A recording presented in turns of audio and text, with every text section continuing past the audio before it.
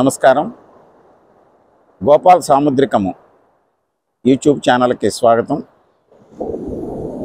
నేను ఈ గోపాల్ సాముద్రికంలో గత 52 సంవత్సరాల నుంచి సాముద్రిక శాస్త్రాన్ని అధ్యయనం చేస్తూ అసలు దీని యొక్క ప్రయోజనం ఏమిటి, ఎన్ని కోణాల్లో దీన్ని మనం తెలుసుకోవచ్చు అనేటువంటిది అందరికీ వివరించాలనే ఉద్దేశంతో గతంలో ఈ బుక్ రాశాను.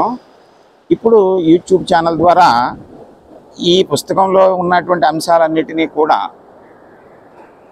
ఈ వీక్షకులకి తెలియచేద్దామని, అంటే ప్రతి ఒక్కరూ కూడా దీన్ని తెలుసుకుంటే జీవితంలో ఎక్కడో చోట ఎప్పుడప్పుడు ఉపయోగపడుతుంది. ఏం చేతనంటే మన అరచేయి ఒక విలక్షణమైనటువంటిది, ఒక ప్రత్యేకతని కలిగి ఉంది.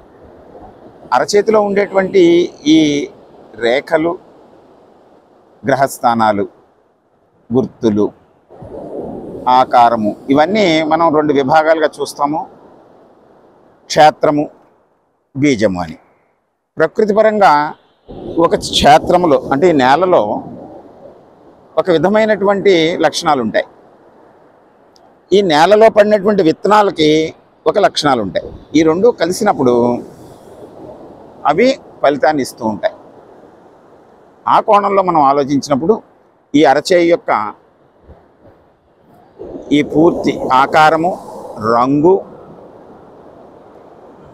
ఈ వేళ్ళు, గోళ్ళు, చర్మము, మృదుత్వము, వేళ్ల మధ్య ఖాళీలు, ఇవన్నిటినీ మనం క్షేత్రంగా భావిస్తే ఈ అరచేతిలో ఉండేటువంటి రేఖలు జీవితరేఖ, శిరోరేఖ, హృదయరేఖ, అదృష్టరేఖ, రవిరేఖ, బుధరేఖ, ఉపకుజరేఖ, గురురేఖ, ఇతర పాలన రేఖలు, అనేక గుర్తులు, ఇవన్నీ కూడా బీజాల్లోకి వస్తాయి. అయితే ఈ శాస్త్రం మానవ జీవితంతో ముడిపడి ఉంది కనుక ఎన్ని కోణాల్లో మనం దీన్ని తెలుసుకోవచ్చు. అసలు ఈ శాస్త్రం యొక్క ప్రయోజనం ఏమిటి అంటే, మన దేశంలో ఎన్నో వేల సంవత్సరాల క్రితం ఈ శాస్త్రాన్ని వరాహమిహిరుడు, సముద్రుడు, నారదుడు, గర్గ, పరాశర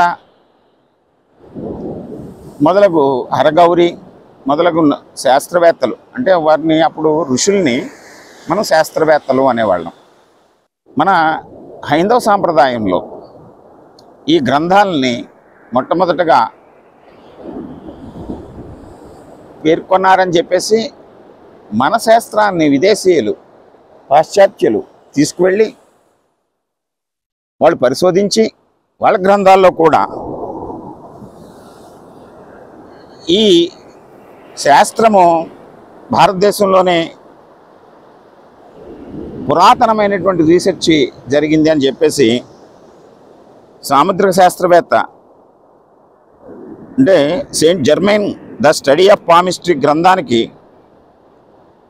ముందు మాట రాస్తూ ఆయన గురువు గారు అయినటువంటి డెస్బరోళ్ళు ఏమన్నారంటే, the deepest researches of Hindu Brahmins and before them of the Egyptian priests and Chaldean shepherds were put to the contribution as well as Pythagoras' spontaneous vision of the world and Aristotle's extraordinary divination of many of our modern problems.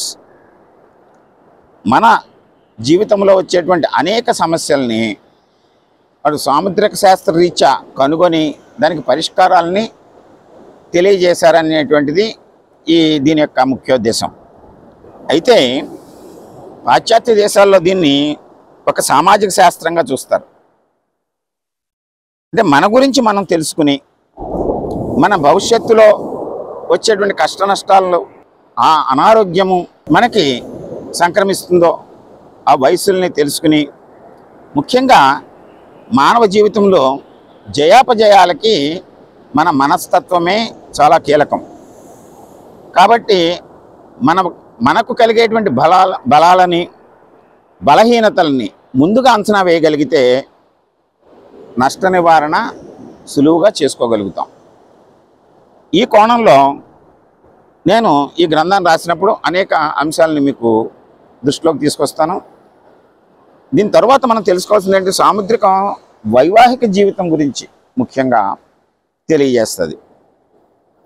ఏంటంటే భార్యాభర్తల జీవితంలో సుఖవంతమైనటువంటి జీవితాన్ని మనం గడపాలి అంటే ఇద్దరి మధ్య పరస్పర అవగాహన అవసరం. అందువల్ల మనం ఇద్దరి యొక్క జాతకాలని అరచేతిని పరిశీలించి వారిలో వచ్చేటువంటి ఈ కావేశాలకి కారణం ఏమిటి, ఆ రేఖలు ఎలా ఉన్నాయి, వారిద్దరి యొక్క మనస్తత్వంలో వచ్చేటువంటి సారూప్యత విభేదము ఏ విధంగా కలుగుతోంది, దాన్ని ఏ విధంగా నివారించవచ్చు అనేటువంటిది మనం పరిష్కరించగలిగితే ప్రతి సంసారము, ప్రతి భార్యాభర్తల యొక్క జీవితము అన్యోన్యంగా కొనసాగి ఆహ్లాదంగా మారుతుంది. ఉదాహరణకి నేను ఒకటి చెప్తాను మీకు.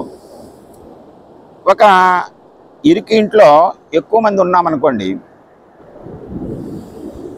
అనేక వస్తువుల్ని పెట్టుకున్నాం, మనం ఇంట్లో ఉంటున్నాం. అది ఆ ఇంటిని విడిచిపెట్టలేము. ఎక్కువ మంది ఉండటం వల్ల ఇబ్బంది ఏర్పడుతుంది, ఎక్కువ సామాన్లు ఉండటం వల్ల. అటువంటి సందర్భంలో అనవసరంగా ఉన్న వస్తువుల్ని మనం కొన్నిటిని తీసివేయగలిగితే అప్పుడు ఇల్లు విశాలమవుతుంది, సమస్య కొంతవరకు పరిష్కారం అవుతుంది. ఇదే విధంగా సాముద్రిక శాస్త్ర కోణంలో మనం పరిశీలిస్తే మన మనస్తత్వాన్ని తెలుసుకొని మనలో ఉండేటువంటి బలహీనతల వల్ల మన హృదయం ఇరుకుగా మారిపోతుంది. కోరికల వలన, విపరీత కోరికల వలన ఇరుకుగా మారిపోతుంది. ఆ బలహీనతలను మనం జయించగలిగితే, తొలగించగలిగితే అప్పుడు హృదయం విశాలమవుతుంది, అన్యోన్యత పెరుగుతుంది. ఆ సంసారాన్ని మనం సక్రమంగా నిర్వర్తించుకోవటానికి ఉపయోగపడుతుంది. ఈ కోణంలో సాముద్రిక శాస్త్రాన్ని మనం అరచేతిలో ఉండేటువంటి రేఖల్ని పరిశీలించాలి. ఇంకొకటి, సాముద్రికం ఏం చెప్తుంది, విద్య, వృత్తి, వ్యాపకాలని. విద్యార్థులు మంచి తెలివితేటలు కలిగి ఉండి కొంతమంది ఈ శారీరకమైనటువంటి రుగ్మతలతోటి మనస్సులో అలజడి ఏర్పడటం వలన వాటిని సరిగా ప్రజెంట్ చేయలేక, అలాగే సమాజంలో విపరీత పోకడలకు పోతున్నటువంటి అనేక మందిని పోల్చుకొని తమ సామర్థ్యానికి మించి వెళ్ళాలనుకున్న, కొన్ని సందర్భాల్లో సమర్థత లేనటువంటి విషయాల వైపు, విద్య వైపు వెళ్ళాలని రాణించలేక ఇబ్బంది పడుతున్నటువంటి వారికి ఈ సాముద్రిక శాస్త్రరీత్యా ఆ విద్యార్థి ఏ విద్యలో రాణిస్తాడో అతని రేఖలు ఏ వృత్తి, ఉద్యోగ, విద్యా విషయాలలో పరిపూర్ణంగా అభివృద్ధి సాధించడానికి తగినట్లుగా ఉన్నాయో మనం అంచనా వేయగలిగితే ఆ విద్యార్థి యొక్క జీవితము ఉన్నతమైనటువంటి శిఖరాలకి వెళ్ళడానికి అవకాశం ఉంటుంది. దానికి సాముద్రిక శాస్త్రం ఉపయోగపడుతుంది. ఇంకొకటి, ప్రతి వ్యక్తికి కూడా ప్రశాంతమైన జీవితం గడపడానికి తాత్విక చింతన ఎంతో అవసరం. ఈ కోణంలో కూడా మనం పరిశీలిస్తే సాముద్రిక శాస్త్రంలో ఈ సాముద్రికము, తాత్విక చింతన అనేటువంటి అంశాన్ని మనం చూస్తే మన శరీరము పంచభూతాత్మకమైనటువంటిది. పంచభూతాలు, ఆకాశము, అగ్ని, వాయువు, నీరు, భూమి, వీటితోటే మన జీవితం ఉంటుంది. అయితే ఈ పంచభూతాలు సమతుల్యత కలిగి ఉండాలి మన జీవితంలో. ఈ సమతుల్యత ఉన్నది లేనిది మనం హస్తము పరిశీలించడం ద్వారా మనం తెలుసుకోవచ్చు. అయితే ఈ మూడు తదుపరి ఇంకా ఏం తెలుసుకోవచ్చు, శరీరము, మనస్సు, బుద్ధి. శరీరము, మన శరీరం యొక్క ధర్మాన్ని బట్టి ఆరోగ్య పరిస్థితులు, మనస్సు మన కోరికలు, బుద్ధి మన జ్ఞానము. ఈ మూడింటిని మనం లెక్క వేయటానికి మన అరచేతిని మనం చూసినప్పుడు 3 ప్రధానమైనటువంటి రేఖలు కనిపిస్తాయి. జీవిత రేఖ, శిరోరేఖ, హృదయ రేఖ. అంటే శరీరము, బుద్ధి, మనస్సు, వీటి మూడింటిని గురించి కూడా మనం దీంట్లో అంచనా వేయచ్చు. బాల్యము, యవ్వనము, వృద్ధాప్యము. ప్రతి వ్యక్తికి కూడా ఈ 3 దశలు అనివార్యం. బాల్యంలో మనం విషయాన్ని గ్రహిస్తూ ఉంటాము, యవనంలో వాటిని పటిష్టపరుచుకుంటూ ఉంటాము, వృద్ధాప్యంలో మన ఆరోగ్యాన్ని, మన హృదయాన్ని పదిలంగా ఉంచుకోగలుగుతాము. దీన్ని తెలియచేసేటువంటి ఈ సాముద్రిక శాస్త్ర రేఖల్లో యోగము, మన అదృష్ట రేఖని ఈ 3 స్థితులలో ఏ విధంగా ఉందో గనక మనం చూస్తే మనం 3 దశల్లో కూడా మనం సుఖవంతమైనటువంటి జీవితాన్ని గడపడానికి అవకాశం ఉంటుంది. ఇంకా మన శరీరము, మనస్సు, బుద్ధి కూడా 3 గుణాలతోటి మిళితమై ఉంటాయి. మనం చేసే ప్రతి పని, మన బంధుత్వాలు, మన వ్యాపారాలు, మన వృత్తులు, ఇవన్నీ కూడా 3 గుణాలతోటి మిళితమై ఉంటాయి. సత్వ, రజస్తమో గుణాలు. ఈ సత్వగుణము, రజోగుణము, తమోగుణము యొక్క ఇంటెన్సిటీ, దాని స్థాయి ఎలా ఉంది అనేటువంటిది మనం అరచేతిని పరిశీలించడం ద్వారా గమనించవచ్చు. ఇక ప్రతి వ్యక్తి కూడా 3 భావాలని కలిగి ఉంటారు. మానసిక భావము, వ్యాపార భావము, ప్రాపంచిక భావము. ఈ 3 భావాలని కూడా మనం అరచేతిలో గమనించవచ్చు, ఏ స్థాయిల్లో ఉన్నాయి. ఇకపోతే ఈ విశ్వం అంతా కూడా, ఈ విశ్వంలో అనంతమైన శక్తి ప్రసరిస్తూ ఉంటుంది. ఆ శక్తి మన వరకు వచ్చేటప్పటికీ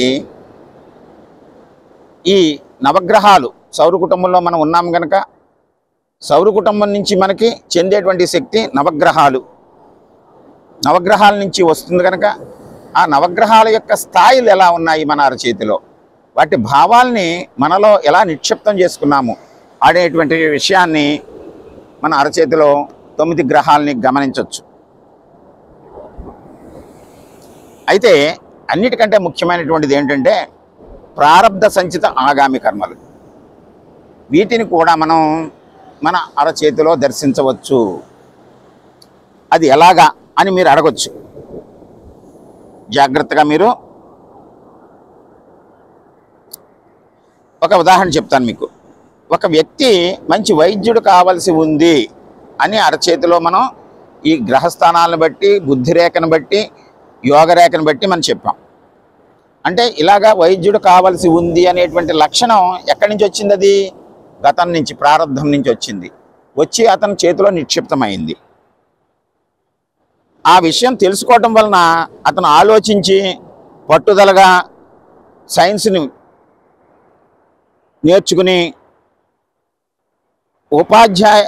వైద్య విద్యార్థిగా చేరాడు. ఇది వర్తమానం. అంటే ఇప్పుడు సంచిత కర్మల్ని చేస్తాడు. తర్వాత అతను మెడిసిన్ చేసి వైద్య వృత్తిలోకి ప్రవేశించి మంచి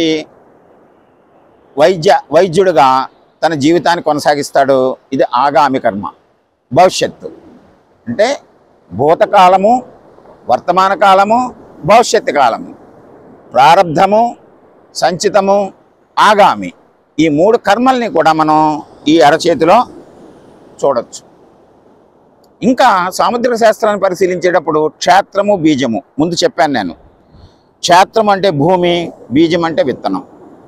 మన అరచేయేమో క్షేత్రము, దీంట్లో రేఖలు, బీజాలు.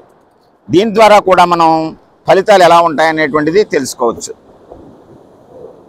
అయితే దీంట్లో గమనించవలసింది ఏంటంటే ఈ సాముద్రిక శాస్త్రంలో కల్పనలు, సర్దుబాట్లు ఉండవు. మీ అరచేతిలో ఏదో దోషం ఉంది, దానికి ఏదో క్రియ చేయాలనేటువంటిది సాముద్రిక శాస్త్రంలో ఉండదు. అరచేతిలో సమస్య ఉంటే దాన్ని పరిష్కరించుకోవాల్సింది మీరే. మన కర్మకు మనమే కర్తలము.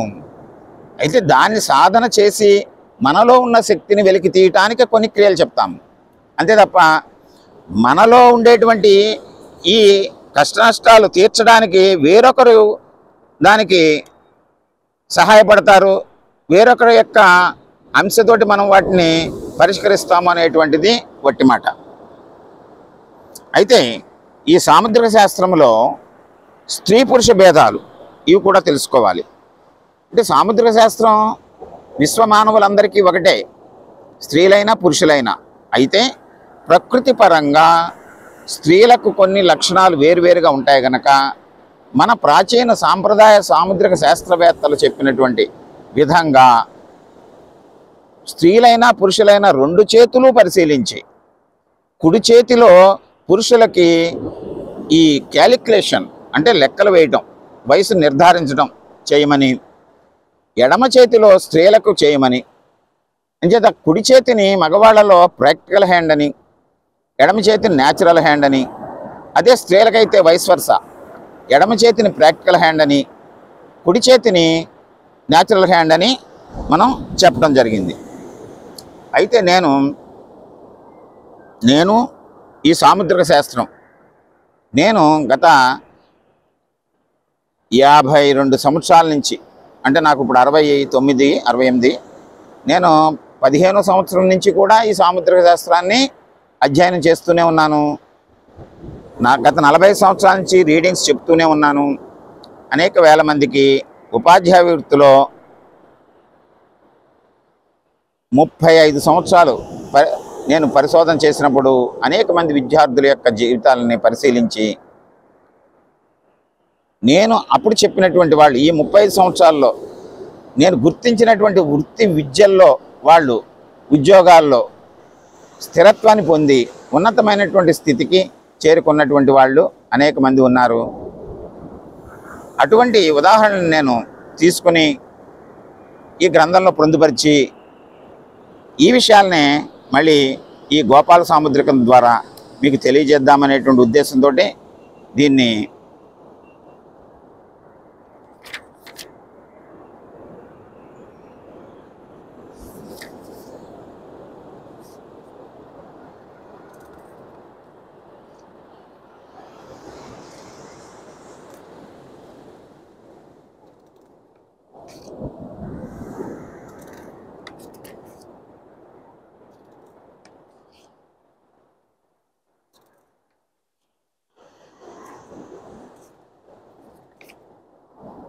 ఈ పుస్తకం నేను రాయటానికి ప్రేరణ మా పెద్దనాన్నగారు నాయుడు నరసింహారావు గారు. వారి స్వహస్తాలతో ఇది రాసి నాకు అభినందనలు. నేను పుస్తకం ప్రింట్ చేసినప్పుడు వారి దస్తూరితోటి ఇది రాసి ఇచ్చారు. దాన్ని యథాతథంగా దీంట్లో ప్రచురించాను. అనేక మంది మిత్రులు నన్ను దీన్ని ప్రోత్సహించారు. దీన్ని ఇప్పుడు నేను ఈ సాముద్రిక శాస్త్రాన్ని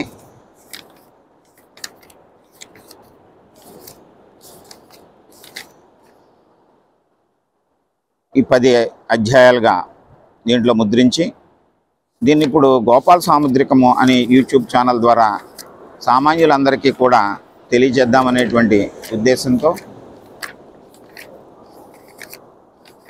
ఈ అనేక ఉదాహరణల్ని మీ ముందుకు తీసుకొస్తున్నాను. ఇవన్నీ కూడా మీరు విని తెలుసుకోగలరు, చక్కగా అర్థం చేసుకోగలరు. అర్థమయ్యే విధంగా దీన్ని నేను సామాన్యమైనటువంటి భాషలో తెలుగులో ఈ సాముద్రిక శాస్త్రాన్ని నేను మీకు మీ ముందుకి తీసుకొస్తున్నాను. చేత మీరు చక్కగా సమయం ఉన్నప్పుడు దీన్ని వీక్షించి మీ గురించి మీరు తెలుసుకోండి.